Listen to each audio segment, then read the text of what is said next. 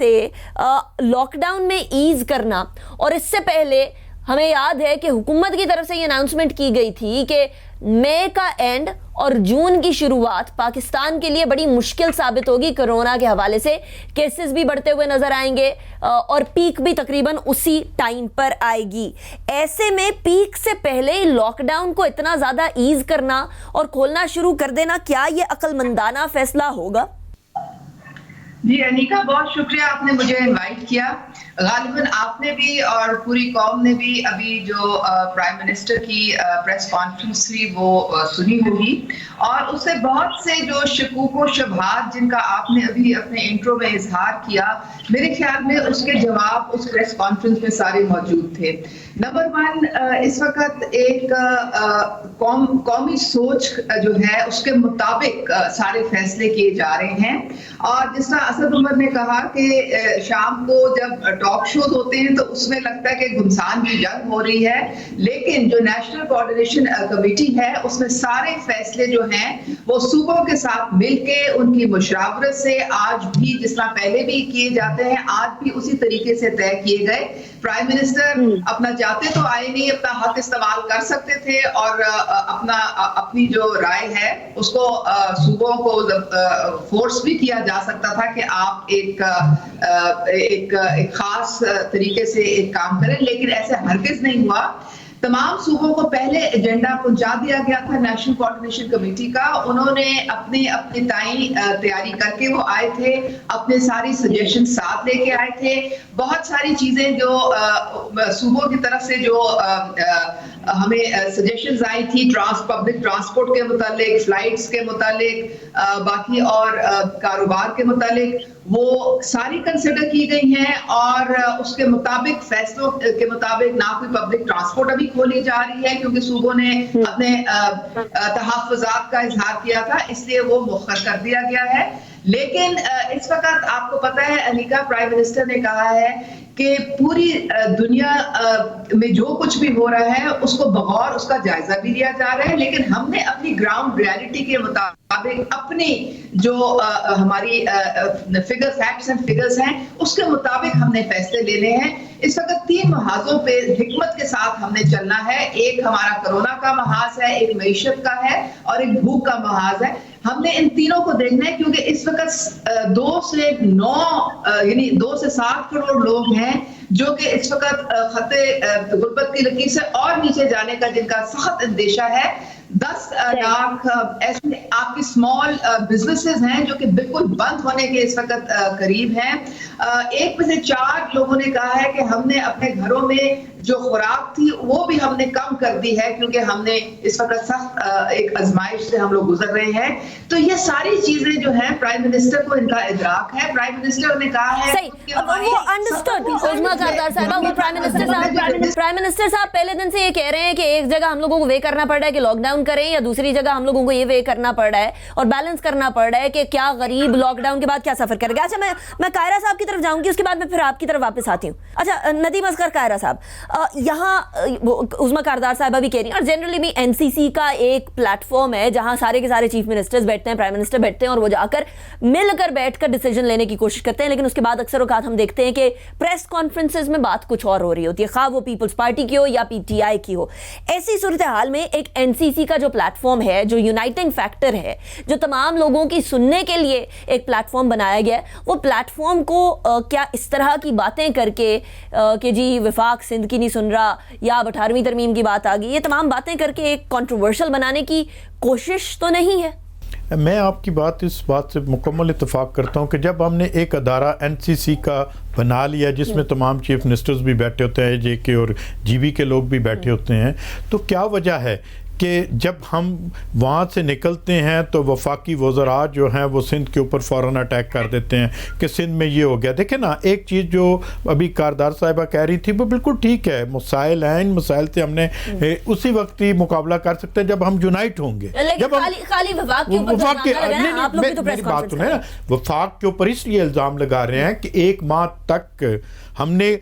سندھ کام کر رہا تھا، سارا وفاق بھی ان کے ساتھ تعاون کر رہا تھا، ایک دم جب سندھ کے بارے میں ایک ریپیوٹ بنی کہ سندھ بہت اچھا کام کر رہا ہے تو 3 منسٹر جو ہیں وہ باہر نکلے اور انہوں نے سندھ کے اوپر اٹیک کر دیا کہ یہ ہو رہا ہے, کاروبار کھلنے چاہیے, لوگ مار رہے ہیں, یہ ہو گیا وہ گیا. دیکھیں اس طرح کی جب اب وفاق کی طرف سے بات ہوگی تو ایک خانہ جنگی کی صورتحال پیدا ہو جاتی ہے. بزنس مین کہہ رہا ہے کہ میں باہر آنا چاہتا ہوں, ریڈی والا کہتا ہے میں باہر آنا چاہتا ہوں. جب وہ لوگ باہر نکلیں گے, جب انہیں وفاق کی طرف سے ٹیک ملے گی تو وہ ایک افراتفری پھیلے گی. میں سمجھتا ہوں کہ میری ایک تجویز ہے کہ NCC کی جو میٹنگ ہوتی ہے اس کی تمام کی تمام جو ہے چاروں چیف منسٹرز کو بھی ساتھ بٹھائیں, AJ کے پرائم منسٹر اور GB کے چیف منسٹر کو ساتھ بٹھا کر وہاں پر جو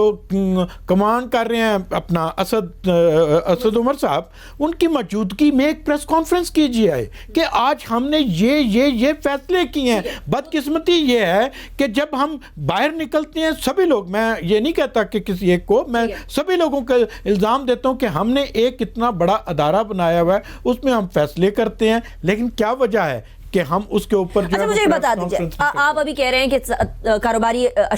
شخصیات جو ہے وہ باہر نکلنا چاہتی ہیں, مساجد کے اندر لوگ جانا چاہتے ہیں, شاپنگ کا سیزن آ گیا ہے, تاجر باہر نکلنا چاہتے ہیں, خواتین, ہم لوگوں نے بہت ساری ویڈیوز ایسی دیکھی جو کہ چھپ چھپا کے شٹر ڈاؤن کے اندر شاپنگ چل رہی تھی. انفارچونیٹلی لاک ڈاؤن جب تھا تب بھی پراپر امپلیمنٹیشن نہیں ہو سکی, چاہے وہ وفاق کی بات ہو یا سندھ کی بات ہو. اب جب لاک ڈاؤن ایز کرنے کی اناؤنسمنٹ کر دی ہے وزیر اعظم صاحب نے, تو سندھ کیسے سنبھالے گا معاملات کو؟ نہیں, بات سندھ کی نہیں ہے, بات پورے پاکستان کی ہے. دیکھیں آپ یہ نہ سوچیں کہ اگر AJ کا بندہ مرے گا تو ہم کہیں گے اوہ AJ والوں نے, وہاں پر مسلم لیگ نون کی گورنمنٹ ہے, انہوں نے کچھ نہیں کیا, انہوں نے یہ. بھائی یہ پاکستانی ہے, ہمیں اس طریقے سے سوچنا ہے. وزیر اعظم پورے پاکستان کے, انہوں نے جو فیصلے کرنے ہیں پاکستان کو مد نظر رکھ کر کرنا ہے, انہوں نے سندھ کو نہیں سامنے رکھنا. اور دوسری بات یہ ہے کہ آپ خود ہی کہتے ہیں کہ مئی اور جون میں یہ انکریز کر جائیں گے, تو کیا وجہ ہے کہ پھر آپ اس لاک ڈاؤن کو جو ہے وہ کہہ رہے ہیں کہ جی ہم اس میں نرمی کرنا چاہتے ہیں. لیکن آپ کیا پیپلز پارٹی لاک ڈاؤن کے حق میں ہے یا نہیں؟ میں ذاتی طور پر بھی میں سمجھتا ہوں کہ دیکھیں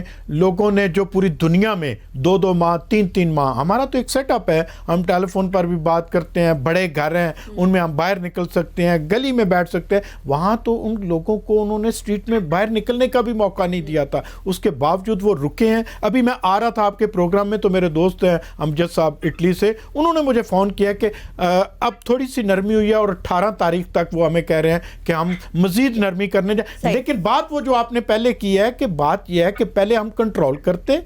پھر یہ جو ہے نرمی کرتے تو وہ زیادہ بہتر ہوتا. اس سے اگر اللہ نہ کرے کہ یہ پھیل گیا, یہ زیادہ ہو گیا, تو جہاں ہم پورے صوبے وفاق وینٹیلیٹر پر ایک دوسرے کو الزام تراشی کر رہے ہیں, تو کیا جب اگر یہ وبا تیزی سے پھیل گئی تو پھر کیا کیسے کنٹرول کریں؟ اچھا عظمیٰ کاردار صاحبہ, یہ ڈیسیجن ایک ایسے دن پر آیا ہے جس سے پچھلے 24 گھنٹے کی طرف اگر ہم دیکھیں تو 1500 سے زائد نئے کیسز آئے ہیں, اور پاکستان کے اندر اب تک جو یہ ٹرینڈ تھا, اس ٹرینڈ کے اندر سے یہ دن سب سے زیادہ number of cases of corona virus کا دن تھا. یعنی یہ تعداد پورے پچھلے دنوں کے کمپیریزن میں سب سے زیادہ تھی ایک دن کے حساب سے, 24 گھنٹے کے حساب سے. تقریباً 40 لوگوں کی اموات واقع ہوئی. ایسی صورتحال کے اندر کیوں اس موقع کے اوپر یہ ڈیسیجن لیا گیا آپ کی نظر میں؟ آپ کے جماعت اقتدار کے اندر ہے, ایک ایسے موقع کے اوپر جب پیک کیا نمبر آف کرونا وائرس کے کیسز نے. انیکا, ایک تو میں آپ لوگوں سے سوال, بلکہ ساری ہماری اپوزیشن کے معزز ممبران بیٹھے ہوئے ہیں, کہ کیا یہ سمجھتے ہیں کہ اوپر جو نیشنل کوآرڈینیشن کمیٹی ہے, national command and operation centre ہے, وہاں پہ لوگ سو رہے ہیں؟ وہاں پہ آپ کے تمام ایکسپرٹس, تمام صوبے, آپ کی افواج, آپ کی ادارے سارے وہاں پہ موجود ہیں, اور وہ روزانہ کی بیسس پہ نہیں, منٹ ٹو منٹ بیسس پہ مانیٹرنگ بھی ہو رہی ہے. یہ سارا ڈیٹا وہی آپ کو دے رہے ہیں, اور جو وہ ڈیسیجنز لیتے ہیں وہ اس ڈیٹا کے مطابق اس کو دیکھ کے پہلے وہ آپ ایک پوری دنیا کے لیول میں اس کو بھی اسٹڈی کرتے ہیں, پھر اپنے حالات کو بھی اسٹڈی کرتے ہیں, اور پھر دیکھتے ہیں کہ ہمارے لیے جو ہے کیا چیز اس وقت ہم لوگ افورڈ کر سکتے ہیں, کیا نہیں کر سکتے ہیں. देखिए जो भी चीज इस वक्त हो रही है, अगर कंस्ट्रक्शन की जो इंडस्ट्री है उसको खुलने की इजाजत दी गई है, हर चीज कंडीशनल है। नहीं, लेकिन उज़्मा कारदार साहिबा, माजरत के साथ, कता कलामी के लिए माजरत, लेकिन मुझे एक बात समझा दीजिएगा, सिर्फ एक बात समझा दीजिएगा। आप बिल्कुल बजा फरमा रही हैं, सारे जो एनसीओसी के अंदर बैठे हुए हैं तमाम के तमाम काबिल लोग हैं, एनसीसी के अंदर तमाम सूबों की रिप्रेजेंटेशन होती है इंक्लूडिंग जीबी एंड एजेके, ये तमाम की तमाम चीजें हम सराहते हैं, और पाकिस्तान ने जिस तरह स्ट्रेटेजिकली काम किया है वो बहुत बड़े बड़े सुपर पावर्स ने भी नहीं किया। तो इस सेंस में तो पाकिस्तान एंड पाकिस्तान की गवर्नमेंट और पाकिस्तान के इदारों को शाबाशी देने की जरूरत है, लेकिन मैं तो एक लेमैन के तौर पे, एक आम आदमी के तौर पे समझना चाह रही हूं कि इसके पीछे क्या मंतक थी कि एक 24 घंटे के अंदर 1500 से ज्यादा केसेस होते हैं और उससे अगले दिन अनाउंसमेंट ये होती है कि अब हम जो है लॉकडाउन को ईज करने की तरफ जाएंगे 9 मई से। मैं समझने की कोशिश कर रही हूं, मुझे समझा दीजिएगा बस। अनीका देखिए, इसमें आप इंसानी जान जो है वो सबसे ज्यादा मुकद्दस है और ये सबको इसका एहसास है। अब पूरी कौम जो है हमें उस डिसिप्लिन का मुजाहरा करना है अगर हम चाहते हैं, अगर हमारी जो फॉर एग्जांपल जिनकी थोड़ी बहुत जिन्होंने पैसा बचाया हुआ था वो सब खत्म हो गया, हुकूमत 1200 अरब का रिलीफ पैकेज दे रही है, लेकिन वो भी कितने दिन तक चलेगा। हमने अपने जो मईशत का जो एक पहिया है और खास तौर पे जो 70% हमारे ऐसे दिहाड़ीदार हैं जो रजिस्टर्ड ही नहीं है, जो छोटे छोटे कारोबारों वाले हैं, उनके घर में बिल्कुल इस वक्त जो है फाका कशी तक पहुंचने वाले हैं। उनको जितनी भी हुकूमत इमदाद कर दे, जितने भी हमारे इदारे उनको मुतहर्रिक कर ले या उनको गाइड कर ले, काफी नहीं हो सकता। हमें अपने कौम को मनहसुल कौम अपने आप को डिसिप्लिन करके सर्टेन एक एसओपीज फॉलो करके तो हमें जो इजाजत दी गई है हमने उसका मुनासिब इस्तेमाल करना है। और अगर हम नहीं कर सकेंगे और अगर स्पाइक आ गई और अगर पता चला कि नंबर्स उसके बढ़ रहे हैं तो फिर लॉकडाउन को दोबारा सख्त करना पड़ेगा। लेकिन इसीलिए कौम ने अपील की है, प्राइम मिनिस्टर ने कौम से अपील की है कि ये आपने डिसाइड करना है कि आप ये थोड़ा डिसिप्लिन फॉलो कर, ये डंडे से नहीं होगा। ये आपको पता चल गया है कि ये मोहलक है वबा, ये आपको और आपके प्यारों को हजम कर सकती है। आपने डिसाइड करना है कि आपको अपनी और अपने प्यारों की जान अजीज है कि नहीं है। अगर हम एक सर्टेन तंजीम और डिसिप्लिन के साथ एक सोशल डिस्टेंसिंग के दायरे में रह के एसओपीज फॉलो करके। अच्छा, वैसे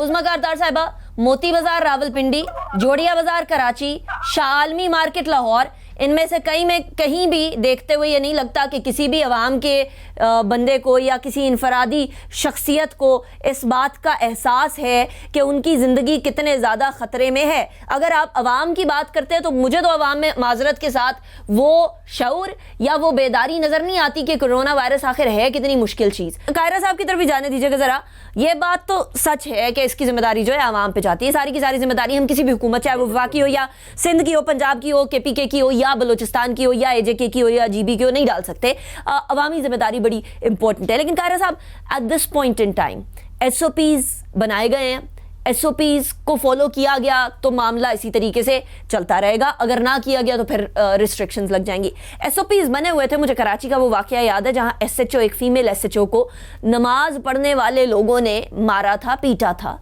और अल्लाह ही जाने अल्लाह ताला किस तरीके से ऐसी नमाज कबूल करेगा। लेकिन वो भी हुआ था, एसओपीज की खिलाफ वर्जी और धज्जियां भी बिखेरी गई थी। कैसे मेक श्योर किया जाए, स्पेशली एक ऐसे मौके के ऊपर जहां सिंध और विफाक के बीच में एक टग ऑफ वॉर नजर आ रही है, कैसे हम मेक श्योर करें कि तमाम पाकिस्तानी इन एसओपीज को फॉलो करें? मैंने पहले भी कहा और मैं अक्सर जिस दिन से ये मसाइल शुरू हैं रोज़ कहीं ना कहीं बात करने का मौका मिलता है, मैं समझता हूँ कि ये वफाकी गवर्नमेंट को फर्स्ट डे बैठ कर कन्फ्यूजन थी, क्योंकि पीएम साहब ने कहा कि हम लॉकडाउन नहीं करेंगे, उन्होंने वक्त निशानदेही की, वाकई उसमें कोई शक नहीं है, लेकिन जो निशानदेही की दूसरे दिन उनको तमाम सूबों ने लॉकडाउन कर दिया। अगर उसी वक्त ये तमाम सीएम को बिठाकर एक एसओपी बनाते कि हमने चारों सूबों में, जीबी में और एजेके में ये मामला देखने हैं, हमने इसके मुताबिक चलना है, अगर वो इस तरह कर लेते तो आज शायद ना कोई मिनिस्टर किसी के ऊपर इल्ज़ाम तराशी कर रहा था, ना किसी अदारे को हम इल्ज़ाम दे रहे होते, ना आज GB का चीफ मिनिस्टर ये कह रहा होता कि मुझे NDMA से अभी तक सिर्फ 2 वेंटिलेटर मिले हैं। अगर ये प्रॉपर हम वर्किंग करते, प्रॉपर हम समझते, देखें मैं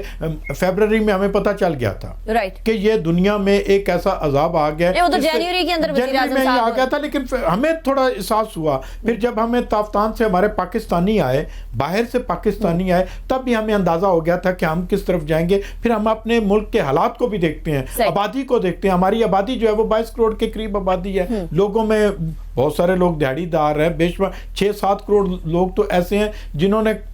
करना है तो कुछ खाना है, वो भी हमें प्रॉब्लम नजर आ रही थी। अगर क्या ही अच्छा होता कि वफाकी गवर्नमेंट अपने तमाम चीफ मिनिस्टर्स को साथ बिठाती, SOP बनाते, बेहतर तरीके से चलते, तो शायद ये अफरा तफरी जो मुझे नजर आ रहा है, ये जो लॉकडाउन अभी इन्होंने किया नरम, मुझे अल्लाह ना करे कि मेरी जुबान ये साथ नहीं देती। मैं समझता हूँ कि हमें ये ज़हन में रखना चाहिए कि अगर ये बढ़ गया तो अल्लाह ना करे फिर एक ऐसी अफरा तफरी होगी जो कंट्रोल, कोई भी हुकूमत कंट्रोल नहीं करे। लेकिन जैसे आपने कहा कि मस्जिद पे एक मौलवी उठे, उन्होंने कहा जी मैं मस्जिद में नमाज पढ़ाऊंगा, लोग मेरे पीछे नमाज। भाई अगर खाना काबा बंद हो सकता है, जहाँ हम कहते हैं कि तवाफ कभी भी बंद नहीं हुआ, वहाँ अगर बंद हो सकता है, रोज़ा रसूल के ऊपर सल्लल्लाहु अलैहि वसल्लम के ऊपर नमाज बंद हो सकती है मस्जिद नबी में, तो भाई अल्लाह का छोटा घर है, इसमें अगर हम अपने घर में नमाज पढ़ेंगे तो कोई हर्ज तो नहीं है। लेकिन जो आपने रवैयों की बात की है, मैं इस पर मैं सबसे ज़्यादा मुझे शर्मिंदगी होती है कि हम हर बात पर जो छोटा सा भी काम हो जाए, कोई वैक्सीन ना मिले, कोई और चीज़ हो जाए, तो हम गवर्नमेंटों को इल्ज़ाम देते हैं। लेकिन आज तमाम वफाक से लेकर सूबे तक तमाम गवर्नमेंटें आपसे अपील कर रही हैं, खुदारा अपने घरों में रहें, लेकिन लोग कह रहे हैं कि हमने बाहर निकलना है। वो कहते हैं घर में नमाज पढ़ें, वो कहते हैं हमने मस्जिद में नमाज पढ़नी है। जब इन्हें कहा हम जो है वो इसकी जिम्मेदारी कंप्लीट हुकूमत की तरफ नहीं डाल सकते, अवाम की बहुत बड़ी जिम्मेदारी है, और ये बहुत बड़ी जिम्मेदारी हमारे कंधों पे डाल भी गई है। नदीम